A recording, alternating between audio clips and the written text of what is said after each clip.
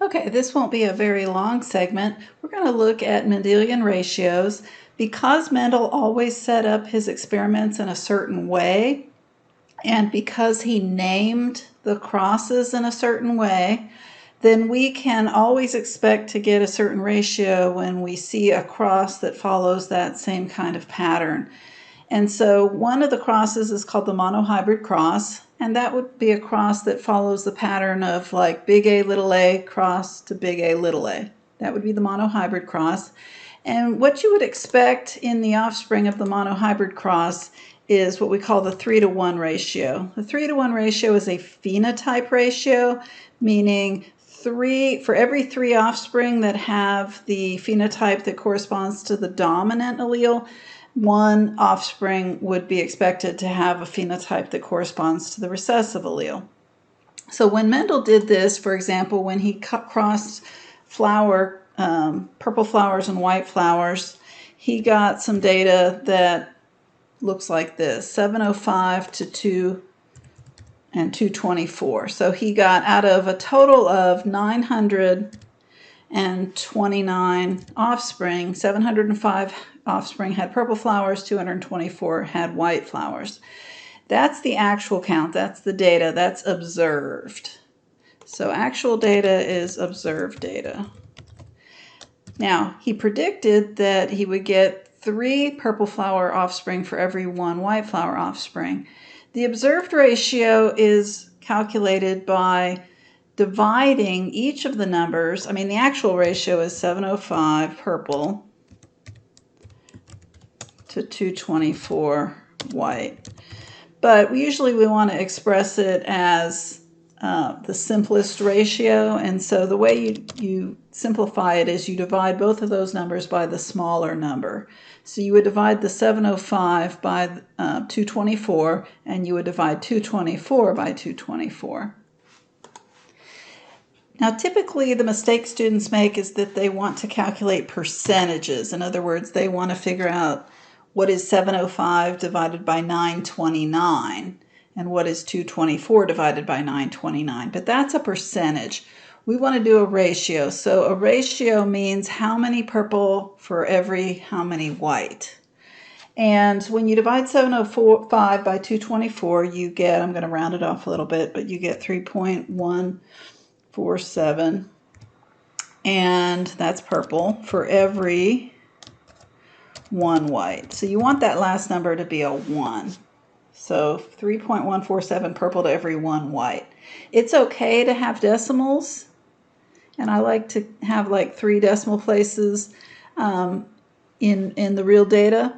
You won't have any decimal places in your predicted numbers, but in your actual numbers, in your observed numbers, you will.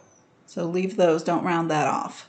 If you were to write 3 purple to 1 white in your observed, you would be implying that you had exactly 3 purple for every 1 white, which is not what happened here. So that's how you will figure out observed ratios, and you'll be asked to do that on the assessment for the lab. Now for dihybrid, I have some dihybrid data. Let's say you had a dihybrid cross, and the cross would be between a plant that was heterozygous for flower color and heterozygous for pea color, crossed to another individual that was heterozygous for flower color and heterozygous for pea color. So the pattern for a dihybrid cross, the parents would be big A, big B, little b, crossed to big A, big B, little b. And then the offspring would fall into any one of 4 categories. You'll have some that have the phenotype that have purple flowers and yellow peas, some that have purple flowers and green peas, some that have white flowers and yellow peas, and some that have white flowers and green peas. One side note that I would point out right here is that the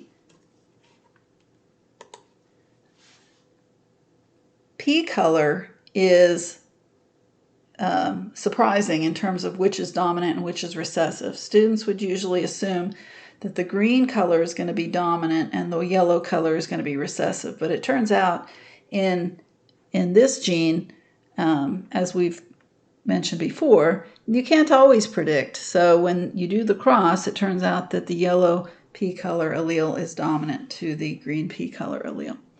But in any case, I'm putting in some kind of fake data. And this is actually data he got for one of his dihybrid crosses. All right, so you can total up how many plants he counted, but it doesn't matter because for the ratios, you don't need that. The predicted ratio would always be 9 that are dominant for both of the traits in terms of phenotype, 3 that are dominant for one of the traits in phenotype and recessive for the other trait in phenotype. So for example, purple flowers, yellow peas is dominant for both traits, but purple flowers, green peas is dominant for flower color, but recessive for pea color. And then 3 that is sort of the flip side of that, recessive for flower color, but dominant for pea color in terms of phenotype. And then the last one would be the offspring that are recessive for both in terms of phenotype. So the 9:3 to 3:1 ratio. But to get the observed ratio, our observed ratio is 315 to 101 to 108 to 32. You would want to get down to the empirical ratio, which means you divide each of those numbers by the smallest number, which is 32. And so you would divide 315 by 32, for example. So when you divide that, you get the empirical ratio 9.84375. I'll just leave all the decimal places in.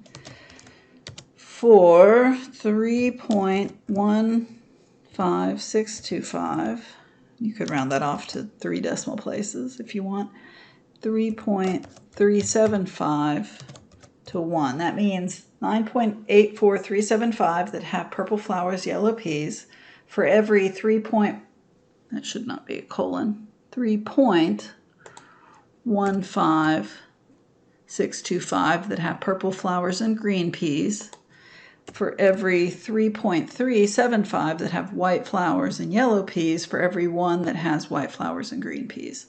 So it looks messy, but this is actual data, and that would be the simplest ratio for the actual observed data.